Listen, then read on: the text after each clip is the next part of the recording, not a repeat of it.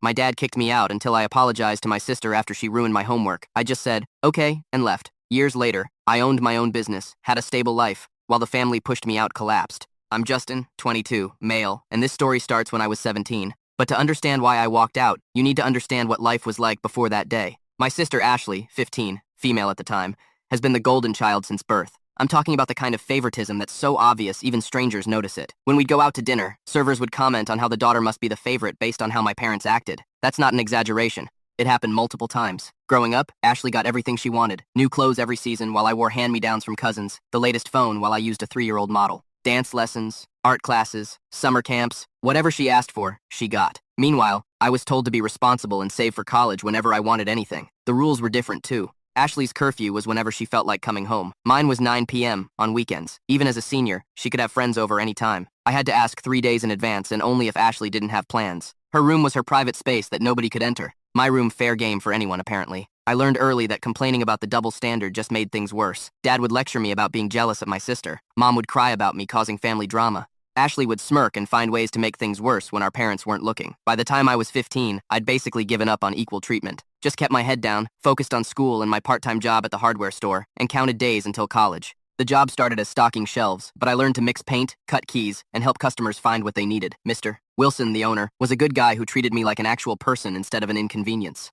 The hardware store became my escape. I'd volunteer for extra shifts just to avoid being home. Mr. Wilson noticed and started teaching me more. Basic plumbing, electrical work, how to read blueprints. Said I had a good head for practical stuff and shouldn't waste it on just stocking shelves. You've got common sense, he told me once. That's rarer than you think. Most people can learn facts. Not everyone can learn to think. That meant more to me than any compliment my parents ever gave. But back to that Tuesday afternoon when everything changed. Picture this. I'm in my room trying to finish calculus homework that's due the next day. Not bothering anyone, just trying to understand derivatives because Mr. Patterson's tests are brutal and I need to keep my GPA up for college applications. Had my notes spread out, textbook open, calculator and laptop all going at once. This particular assignment was worth 20% of our quarter grade, and I needed an A to maintain my average. My sister Ashley barges in without knocking. Standard operating procedure for her. She never knocked, never asked permission, just walked into my space like she owned it. This time she wanted to borrow my laptop because hers was charging, and she needed to finish some project that was due tomorrow. No, I said, not even looking up from my work.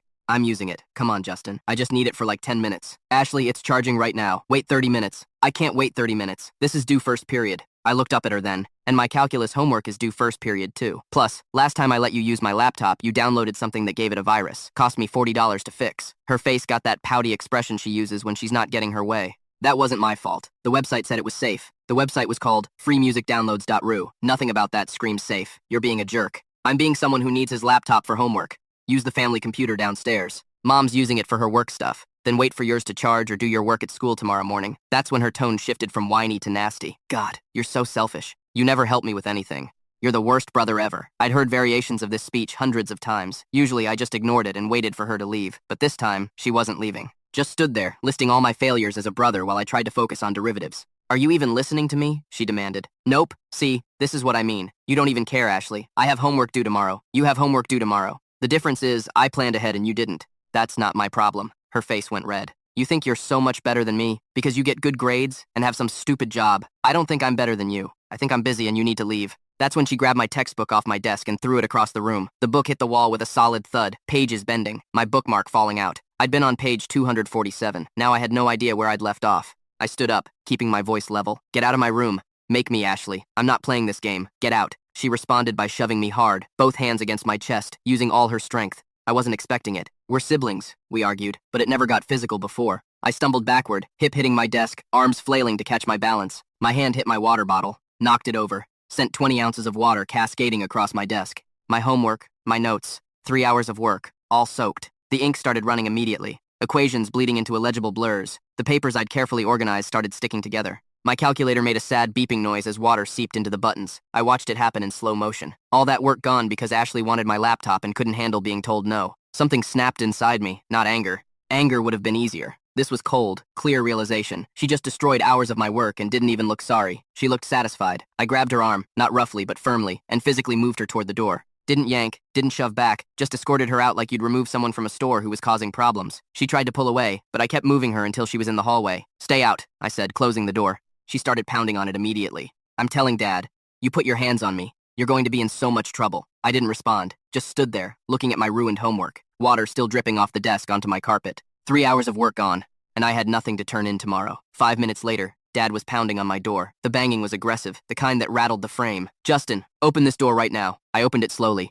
Dad stood there, face already red, veins in his neck standing out. Behind him, Ashley had tears streaming down her face. Perfect performance tears. I'd seen her turn them on and off like a faucet since she was 8. "Why did you put your hands on your sister?" Dad demanded before I could say anything. "She was in my room destroying my property. I removed her. She says you grabbed her and shoved her into the hallway." "I didn't shove her. I escorted her out after she threw my textbook and ruined my homework." Dad glanced into my room, saw the wet papers on my desk, the textbook on the floor. His expression didn't change. "I don't care what she did. You don't put your hands on your sister ever." Ashley stood there with that smug look starting to break through the tears. She knew exactly what she was doing. This was a performance, and Dad was her audience. "Look at my desk," I said, pointing. 3 hours of calculus homework ruined. Because she wanted my laptop, and I said, "No, you can redo it," Dad said dismissively. "It's due tomorrow morning. First period. Then you better get started." He crossed his arms. "But first, you need to apologize to your sister." I looked between them. Dad with his self-righteous expression, Ashley with her fake tears and hidden smile, the wet homework dripping onto my carpet. "For what?" I asked. "She came into my room, demanded my stuff, destroyed my property,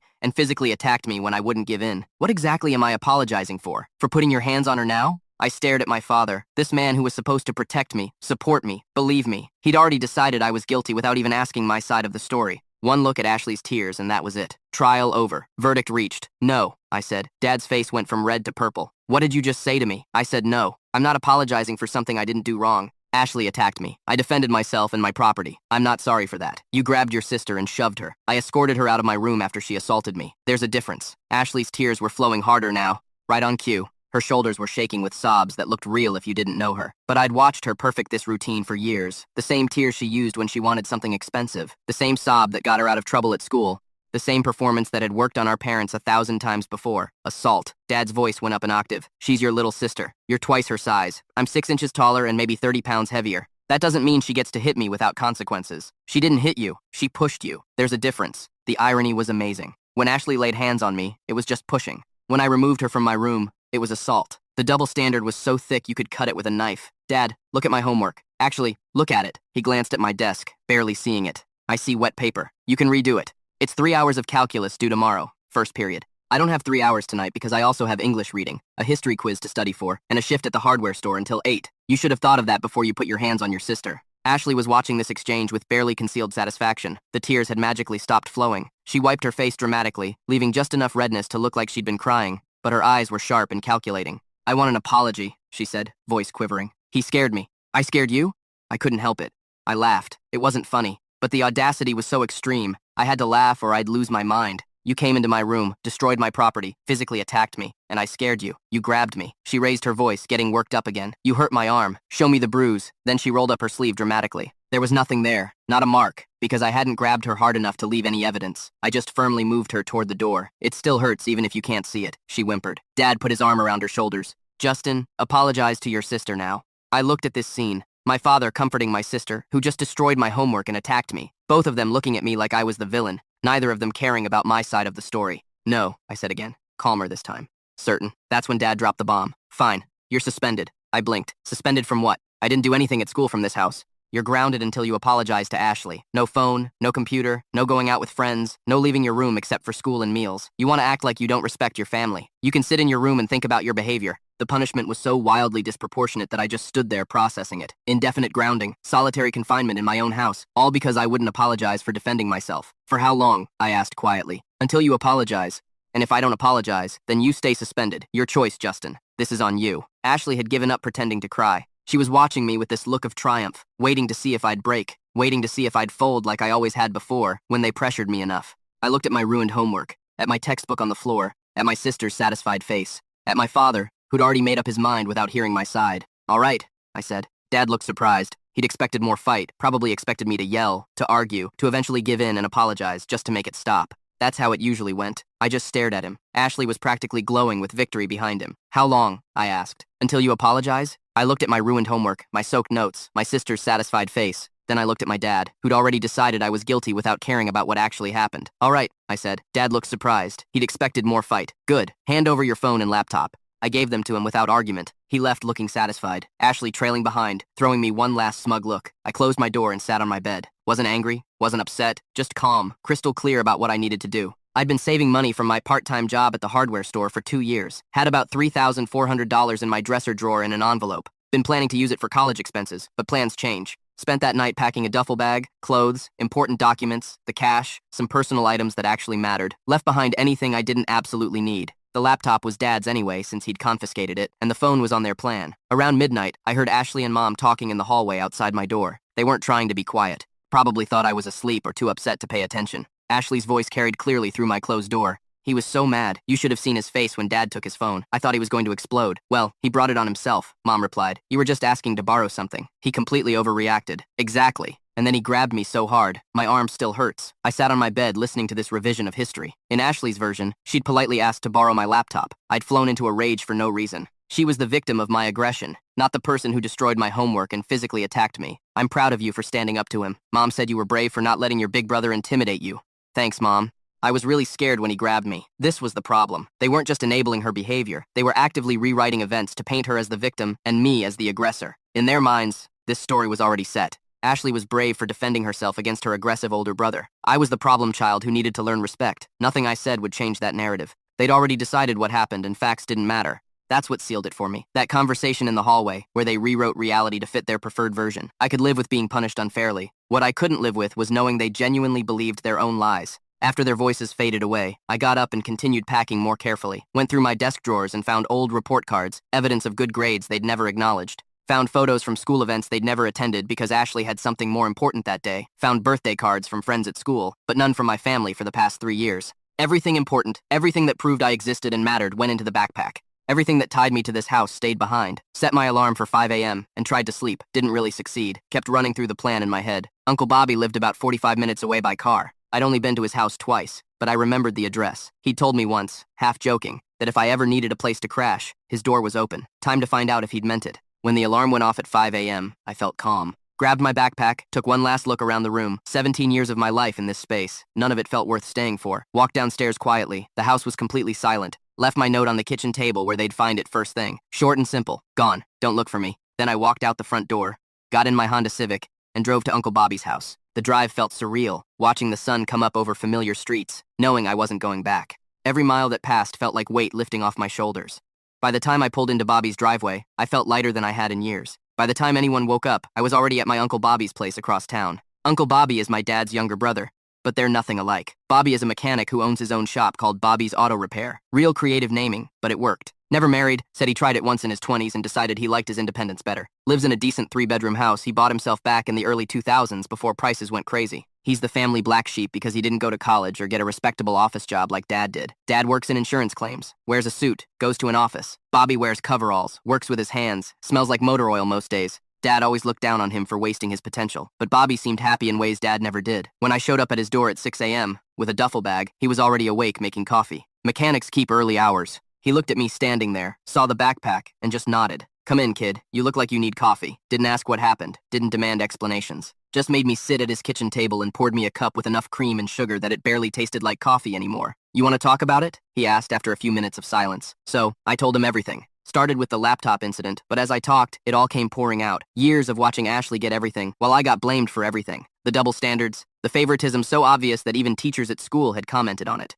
The way Mom and Dad would immediately take her side no matter what actually happened. Bobby listened without interrupting. When I got to the part about Dad suspending me indefinitely, he actually laughed. Your dad suspended you from your own house for defending yourself? Yeah, that's the dumbest thing I've heard in years. And I once watched a guy try to change his oil filter without draining the oil first. That made me laugh despite everything. First time I'd laughed in 24 hours. So here's the deal, Bobby said, leaning back in his chair. You can stay here as long as you need, but you're going to work. I don't do freeloaders, family or not. What kind of work? I need help at the shop. Guy who does my oil changes and tire rotations just quit because he got some fancy job at the dealership. Position's yours if you want it. Minimum wage to start, but I'll teach you real skills. Cars, not just oil changes. Real mechanical work. When do I start? Monday. Give you the weekend to get settled. You can take the spare bedroom upstairs. It's got a bed and a dresser. Not much, but it's yours. I took the deal without hesitation. This was the first time in my life someone had offered me something fair. Work for pay, respect in exchange for effort. No games, no manipulation, no favoritism, just honest trade. That first week was interesting. My phone had been blowing up with calls and messages, but since Dad confiscated it, all those messages went to a device sitting in his desk drawer. They had no way to reach me directly. Bobby's landline rang a few times, but he let it go to voicemail. When he finally picked up on Thursday afternoon, it was, "Mom, is Justin there?" I could hear her voice from across the room. "Yep, we need him to come home.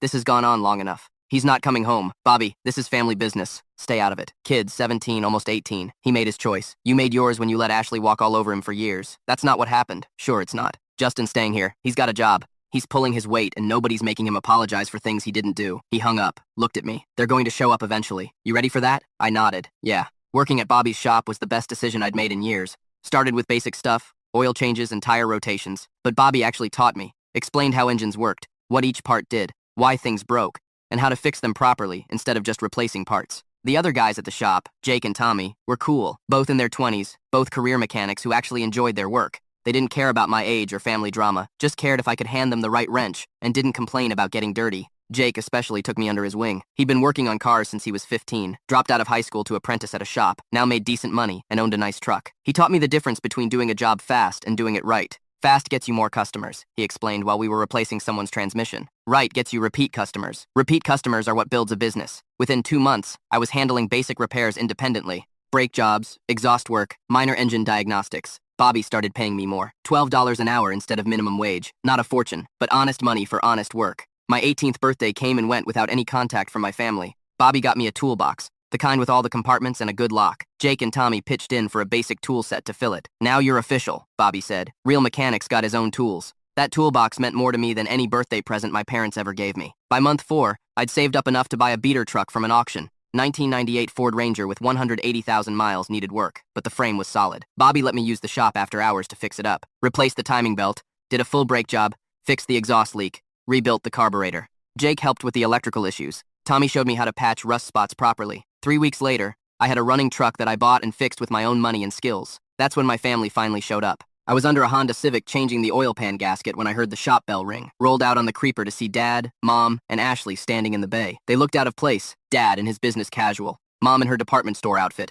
Ashley in some designer clothes I didn't recognize. Meanwhile, I was covered in oil and dirt, wearing coveralls that had seen better days. "Justin," Dad said, "we need to talk. I'm working. This is important." I stood up, wiped my hands on a rag. Bobby appeared from his office, coffee cup in hand. He didn't say anything, just positioned himself where he could see everything. "What do you want?" I asked. Mom stepped forward. "We want you to come home. This has gone on long enough. You've made your point." "What point?" "That you were upset. We understand. But you can't just run away from your problems." I almost laughed. I didn't run away from problems. I removed myself from a situation where I was being punished for defending myself. Ashley finally spoke up. "I'm sorry for what happened. Can we just move past this?" Her apology sounded rehearsed, forced, like someone had told her she had to say it. "What exactly are you sorry for?" I asked. "For the fight. For getting you in trouble." "What about destroying my homework? Lying about what happened? Making yourself cry to manipulate Dad?" She looked uncomfortable. I didn't lie. "Yeah, you did. And you've been doing it for years. I'm just done being your punching bag." Dad's face was getting red. "Justin, enough. You're coming home. This independence thing has gone on long enough. I'm 18. You can't make me do anything. You're still in high school. You need to finish your education." "I am finishing." I transferred to the evening program. Graduate in 2 months. That shut him up. He didn't know I'd been going to night school while working at the shop. Didn't know I was on track to get my diploma on time despite leaving home.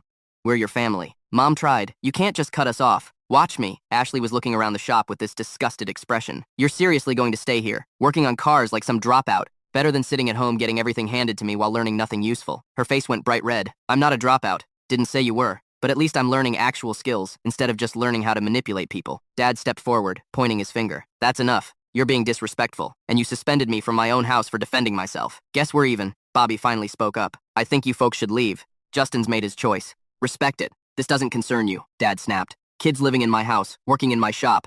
That makes it my concern." They stood there for another minute, clearly expecting me to cave when I just stared back at them.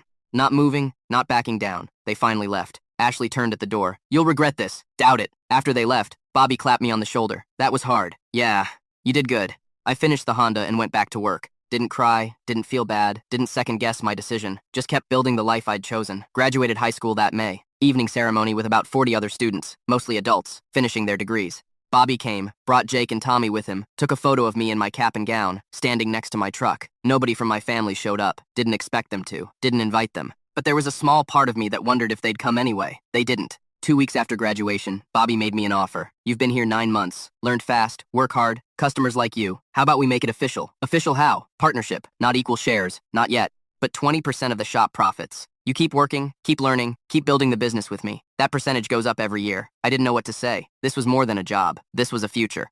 "What's the catch?" I asked. No catch. You've earned it. Plus, I'm not getting any younger. Rather have someone I trust building this with me than sell to some corporate chain when I retire. We shook on it. Bobby drew up the papers legal, filed with the state. At 18 years old, I was a partial owner of a legitimate business. Summer was busy. Word got around that Bobby's shop did good work for fair prices and the bays stayed full. We hired another mechanic, older guy named Frank, who had been laid off from the dealership. Brought in more complicated jobs, taught me advanced electrical diagnostics. By August, I'd saved enough to move into my own place. Small studio apartment, nothing fancy, but it was mine. Bobby helped me move the few things I owned, including that toolbox that meant everything. You're doing good, kid, he said after we finished. Your dad doesn't know what he lost. That statement proved more accurate than either of us knew. The calls started in September, not from my parents, but from extended family. Aunt Karen, Grandma, even a cousin I barely remembered, all saying the same thing. I needed to come back. The family was falling apart. Ashley was out of control. I ignored most of them. But when my grandma called Bobby's shop directly, I took it. Justin, sweetheart, please talk to your parents. Why? Things are bad. Ashley's in trouble. What kind of trouble? Grandma hesitated. She's pregnant. I didn't say anything for a minute. How far along? 4 months. The father's not in the picture. Your parents are devastated. That's unfortunate. Justin, please, they need you. They needed me to apologize for defending myself. I needed them to believe me instead of automatically taking her side. We don't always get what we need. You're being cruel. No, Grandma, I'm being honest. Ashley made choices. She can deal with the consequences. I hung up. Felt bad about talking to my grandma like that, but I wasn't going back to fix problems they'd created. Jake asked what that was about. I explained the whole situation, the pregnancy, the family falling apart. Damn, he said, that's rough. Yeah, you feel bad. Little bit. Don't. They made their bed. Now they're sleeping in it. He was right. This wasn't my problem to solve, but the calls kept coming. More family, more friends, everyone saying I needed to step up and be the bigger person. Like I was somehow responsible for fixing the mess Ashley created. Then Dad showed up at the shop again, this time alone, looking older and more tired than I remembered. Justin, we need to talk. Really talk. I was changing a transmission. Didn't stop working. So talk. Ashley's pregnant. She's keeping the baby. We need help. Help with what? Everything. We can't afford a baby. Your mother's hours got cut at work.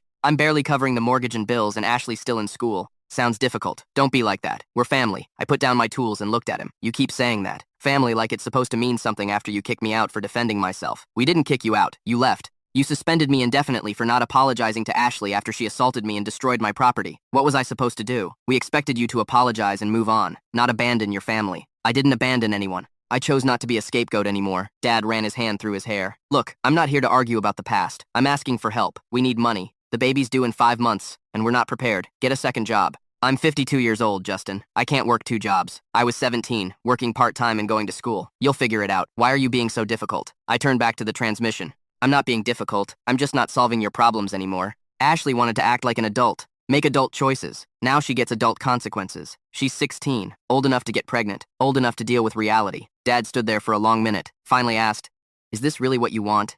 To cut off your entire family over one argument?" It wasn't one argument. It was years of watching Ashley get away with everything while I got blamed for existing. That incident with the laptop was just the final straw. We made mistakes. We're trying to fix them. No, you're trying to get money from me because Ashley's situation is expensive and inconvenient. There's a difference. He left without another word. That winter was brutal. Not for me. Business at the shop was steady. I was learning more every day. My little apartment was warm and paid for, but my family was drowning. Through the grapevine, I heard it all. Dad had to take out a second mortgage. Mom was working 2 part-time jobs with irregular hours. Ashley had dropped out of school because she couldn't keep up with classes while pregnant. The baby was born in February. Girl, I saw the announcement on social media from some distant cousin. Ashley looked exhausted in the photo, holding this tiny wrinkled thing while my parents stood behind her looking shell-shocked. Grandma called again. "You have a niece. Congratulations to Ashley. Don't you want to meet her?" "Not particularly." "Justin, she's family. So am I." Didn't stop them from choosing Ashley over me every single time. They're struggling. The baby needs things. Ashley's overwhelmed. Your parents are working themselves to death trying to provide. They should have thought about that before enabling Ashley's behavior for 16 years. You're being heartless. No, Grandma. I'm being realistic. They made choices. Actions have consequences. I learned that lesson when I was suspended for defending myself. Now they're learning it too. She hung up on me. Haven't spoken to her since. The calls from my family got more desperate over the next few months. Dad asking for loans. Mom suggesting I move back home to help with expenses. Ashley sending messages about how hard it was being a single teen mom, and couldn't I spare some money for baby supplies. I ignored them all, not out of spite, but because helping them would just enable the same patterns that drove me away. They needed to face reality without me as their safety net. By summer, things got worse for them. Dad lost his job, some corporate restructuring thing. Mom's hours got cut again. They were 3 months behind on the mortgage. Meanwhile, I bought a better truck, fixed up the old Ranger, and sold it for decent profit. Bought a newer Silverado with lower miles. Bobby increased my profit share to 30% after we had our best year ever. I was putting money into savings, building real financial security. The contrast wasn't lost on me. Year and a half ago, I was living under their roof, following their rules, being blamed for everything Ashley did. Now I was independent, successful, building something real, and they were falling apart without me there to blame. Jake pointed it out one day while we were doing an engine swap.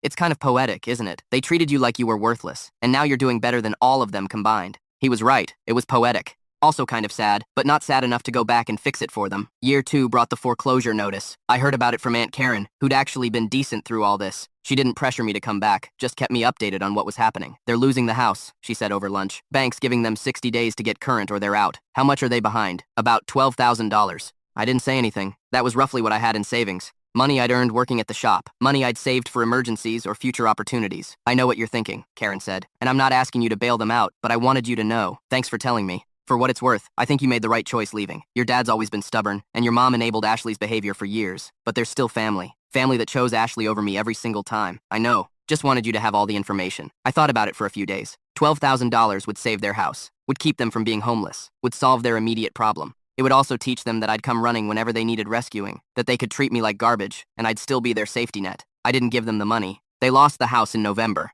Moved into a small rental across town, 2 bedrooms for 4 people, counting the baby. Dad found work at a retail store. Mom was doing data entry from home. Ashley was living with them, still not working, completely dependent. That Christmas, I got one card from Ashley. Inside was a picture of the baby, now almost a year old, with a note. Merry Christmas from your niece, Emily. She'd love to meet her uncle someday. We're at 847 Pine Street if you ever want to visit. Ashley, the manipulation was obvious, using the baby to guilt me into contact, but I looked at that picture for a long time. Kid had Ashley's eyes, my dad's nose, completely innocent in all this family drama. I almost drove over there almost. Then I remembered Ashley's smug face when Dad suspended me, remembered years of her lies and manipulations, remembered my parents choosing her over me every single time. I threw the card away. Bobby asked if I was okay, told him about the card, about almost caving. Would have been easy to drive over there, he said. Play the hero, meet the baby, make peace. Yeah, but nothing would have changed. Ashley would still be the golden child. I'd still be the backup plan. Probably right. I know I'm right. He poured us both coffee. For what it's worth, I'm proud of you. Takes guts to stick to your principles when family's involved. Thanks. You're doing good, kid. Better than good. Don't let guilt make you forget that. Present day. I'm 22 now. Bobby made me a 50-50 partner last month after 4 years of working together. We're opening a second location next spring. I bought a house, small but mine, fixing it up room by room, using skills I learned at the shop. Got a girlfriend. Met her when she brought her car in for brakes. She's a teacher, smart and funny. Doesn't care that I'm a mechanic instead of having some fancy college degree. Likes that I can fix things and work with my hands. My family's still struggling from what I hear. Dad's working retail management now. Better than before, but not great. Mom's hours are steady, but the pay is low. Ashley's still living with them. Finally got a part-time job at a coffee shop, but it barely covers her expenses. Emily's almost 3. I've never met her. Don't plan to. Last month, Dad showed up at the shop one final time. Didn't ask for money this time. Just wanted to talk. I was wrong, he said. About that day with Ashley. About suspending you about all of it. Okay, I'm not asking you to come back or forgive us. Just wanted you to know I see it now. How we failed you. I didn't know what to say. Part of me wanted to stay angry, keep that wall up, but mostly I just felt tired of carrying it. I appreciate you saying that. I told him we're proud of you, what you've built here, the man you've become. Little late for that, I know, but I needed to say it. He left. Haven't heard from him since.